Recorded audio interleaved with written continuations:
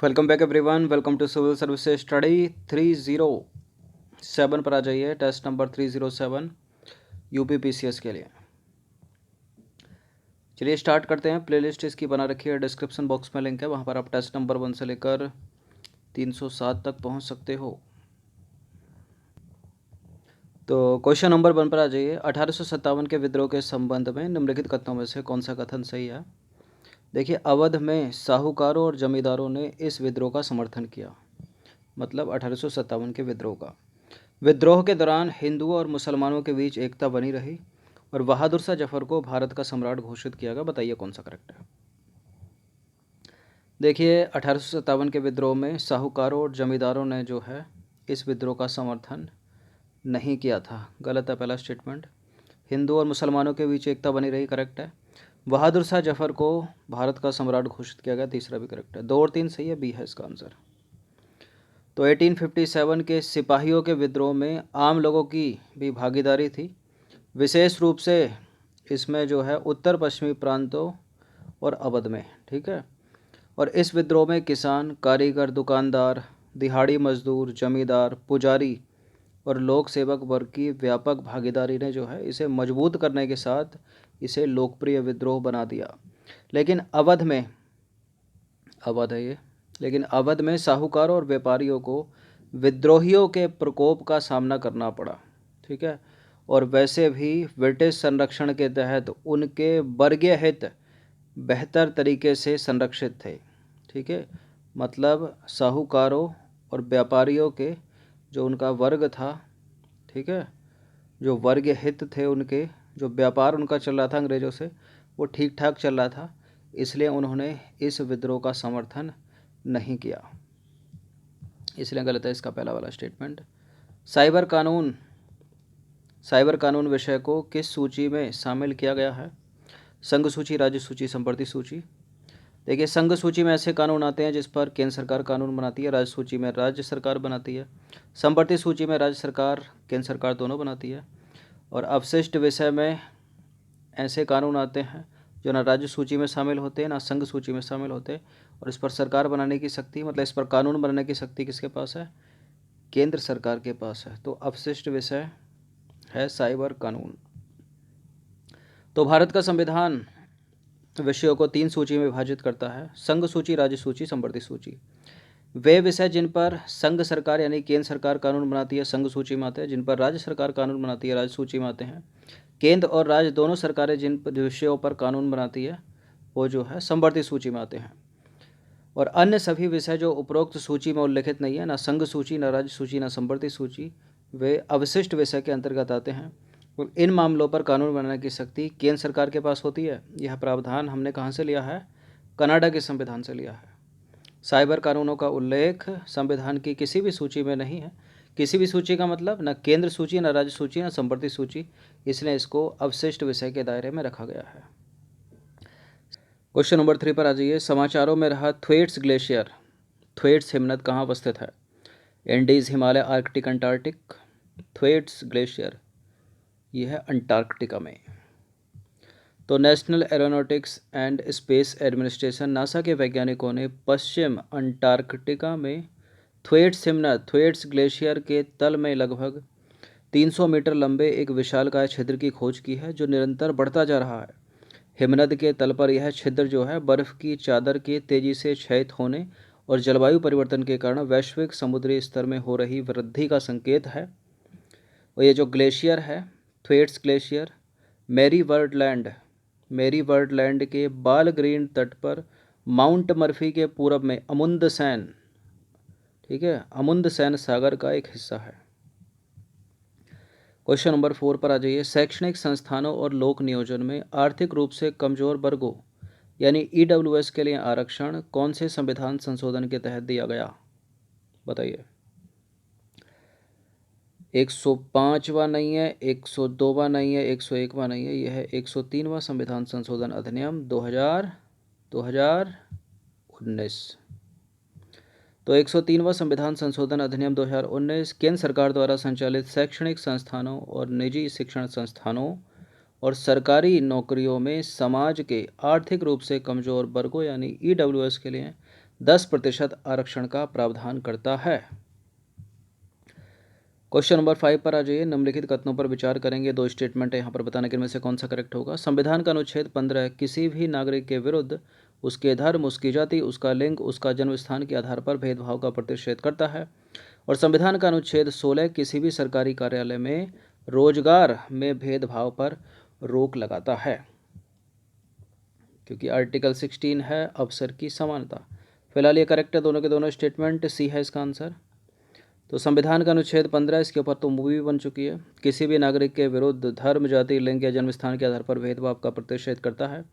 हालांकि सरकार जो है, अपनी सरकार सामाजिक और शैक्षिक दृष्टि से पिछड़े हुए नागरिकों के किन्हीं वर्गों की उन्नति के लिए, ठीक है, या अनुसूचित जाति और जनजाति के लिए विशेष प्रावधान कर सकती है और करती ही है। संविधान का अनुच्छेद 16 किसी भी सरकारी कार्यालय में रोजगार में भेदभाव पर रोक लगाता है। हालांकि सरकार नागरिकों के किसी पिछड़े वर्ग हेतु, ठीक है, उसके लिए आरक्षण की व्यवस्था कर सकती है यदि राज्य के अधीन सेवाओं में उनका प्रतिनिधित्व जो है वो अपर्याप्त है। तो क्वेश्चन नंबर 6 है। निम्नलिखित कथनों पर विचार करेंगे। पहला स्टेटमेंट है, संविधान अपनी शक्ति भारत की जनता से अधिकृत करता है। भारत में कार्यपालिका अपनी सभी नीतियों और कार्यों के लिए विधायिका के प्रति उत्तरदायी होती है। ठीक है, या उल्टा कर दें? कार्यपालिका विधायिका के प्रति उत्तरदायी है, विधायिका कार्यपालिका के प्रति उत्तरदायी है? देखिए, कार्यपालिका विधायिका के प्रति उत्तरदायी है अपनी सभी नीति और कार्यों के लिए। करेक्ट है दूसरा स्टेटमेंट, पहला भी करेक्ट है। तो दोनों के दोनों यहाँ पर करेक्ट हो जाते हैं। करेक्ट ही पूछा है तो सी है इसका आंसर। तो भारतीय संविधान की प्रस्तावना की प्रथम पंक्ति कहती है कि हम भारत के लोग, अर्थात इसका सीधा अर्थ क्या है? संविधान भारत की जनता से ही अपनी शक्ति प्राप्त करता है। ठीक है, लोकतंत्र जो है, डेमोक्रेसी, 2 प्रकार का होता है, प्रत्यक्ष और अप्रत्यक्ष। भारतीय संविधान प्रतिनिधि संसदीय लोकतंत्र का प्रावधान करता है, ठीक है, जिसके तहत कार्यपालिका अपनी सभी नीतियों और कार्यों के लिए विधायिका के प्रति उत्तरदायी है। करेक्ट पहला, दूसरा भी। क्वेश्चन नंबर 7 पर आ जाइए। निम्नलिखित कथनों पर विचार करेंगे। 2 स्टेटमेंट क्या कहते हैं। मौलिक अधिकार राजनीतिक लोकतंत्र के आदर्श को बढ़ावा देने के लिए हैं। ये देश में एक निरंकुश और तानाशाही शासन की स्थापना को रोकते हैं और व्यक्ति के विरुद्ध राज्य की स्वतंत्रता की रक्षा करते हैं। देखिए, पढ़ते पढ़ते कहीं आगे मत निकल जाना।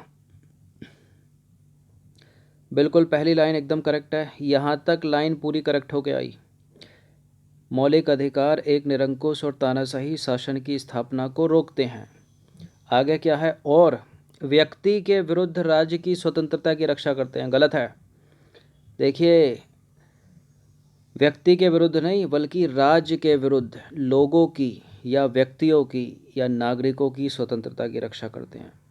तो इतनी लाइन तो यहाँ तक करेक्ट थी, यहाँ से ब्लंडर हो गई तो पूरा कटेगा स्टेटमेंट। दूसरा गलत है, पहला सही है केवल। तो मौलिक अधिकार राजनीतिक लोकतंत्र के आदर्श को बढ़ावा देने के लिए हैं। मौलिक अधिकार देश में निरंकुश और तानाशाही शासन की स्थापना को रोकते हैं और राज्य के विरुद्ध लोगों की स्वतंत्रता की रक्षा करते हैं या व्यक्ति की स्वतंत्रता की रक्षा करते हैं। ये कार्यपालिका के अत्याचार और विधायिका के मनमानी कानूनों पर अंकुश लगाने में कार्य करते हैं। कैसे लगाएंगे? मान लीजिए विधायिका ने कोई ऐसा कानून बनाया जिससे आपके फंडामेंटल राइट्स का हनन हो रहा है, तो चले जाइए अनुच्छेद 32 के तहत सुप्रीम कोर्ट में वकील करके, या 226 में चले जाओ हाई कोर्ट में। क्वेश्चन नंबर 8 पर आ जाइए। निम्नलिखित कथनों पर विचार करना है। 2 स्टेटमेंट के साथ बताइए कौन सा करेक्ट होगा। मौलिक अधिकार असीमित हैं और उन पर उचित प्रतिबंध नहीं लगाया जा सकता।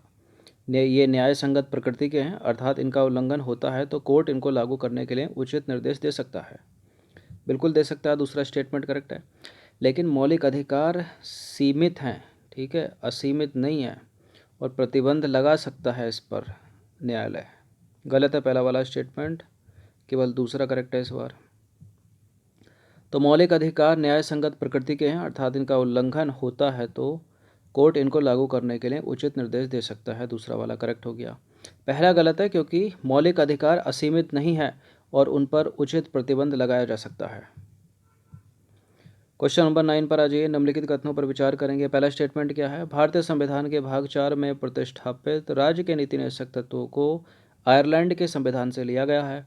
और इनका उद्देश्य भारत में कल्याणकारी राज्य की स्थापना करना है। कल्याणकारी राज्य की स्थापना करना राज्य का नीति निर्देशक तत्वों का उद्देश्य है या मौलिक अधिकारों का उद्देश्य है या मौलिक कर्तव्यों का उद्देश्य है? बहुत बार पूछा है, ये इंपॉर्टेंट है। राज्य के नीति निर्देशक सिद्धांतों से संबंधित है इसका। दोनों के दोनों सही है, सी है इसका आंसर। तो भारतीय संविधान के भाग 4 में प्रतिष्ठापित राज्य के नीति निर्देशक सिद्धांतों को आयरलैंड के संविधान से लिया गया है और नीति निर्देशक तत्व या सिद्धांत सामाजिक और आर्थिक लोकतंत्र के आदर्श को बढ़ावा देने के लिए हैं और इनका उद्देश्य है भारत में कल्याणकारी राज्य को स्थापित करना। क्वेश्चन नंबर 10 पर आ जाइए। राज्य के नीति निर्देशक सिद्धांतों का उल्लेख होने पर कौन से न्यायालय में जा सकते हैं? देखिए, आपके फंडामेंटल राइट्स का उल्लंघन होगा, आपके एफआर का उल्लंघन होगा, यानी आपके मौलिक अधिकारों का उल्लंघन होगा, तो आप हाई कोर्ट भी जा सकते हो, आप सुप्रीम कोर्ट भी जा सकते हो। लेकिन नीति निर्देशक तत्वों का उल्लंघन होने पर आप किसी भी न्यायालय में नहीं जा सकते, ठीक है, क्योंकि ये न्याय संगति नहीं है। डी है इसका आंसर। तो मौलिक अधिकारों के विपरीत अगर राज्य के नीति निर्देशक तत्वों को देखा जाए तो ये गैर न्याय संगत प्रकृति के हैं, अर्थात इनका उल्लंघन होता है तो न्यायालय इनको लागू करने के लिए निर्देश जारी नहीं कर सकता। तो 10 प्रश्न ऐड किए गए थे इसमें, थोड़े बड़े वाले स्टेटमेंट के साथ। इनकी प्रैक्टिस एक बार कर लीजिएगा। धन्यवाद। प्लेलिस्ट बना रखी है, डिस्क्रिप्शन बॉक्स में लिंक है। समय कम है, हर दिन रिवीजन करते रहिए, ठीक है। 24 हो गई है ना, 24 मार्च। और पेपर कब है इसका? 17 जून को एग्ज़ाम है, ठीक है। 17 जून को एग्ज़ाम है यूपी पीसीएस का, और कुछ 10 से 12 दिन बाद जो है 13 जून को एग्ज़ाम है। 13 जून को एग्ज़ाम है यूपी पीसीएस का और 27 जून को एग्ज़ाम है यूपीएससी सिविल सेवा का, ठीक है। तो पढ़ते रहिए, हर दिन प्रैक्टिस करते रहिए।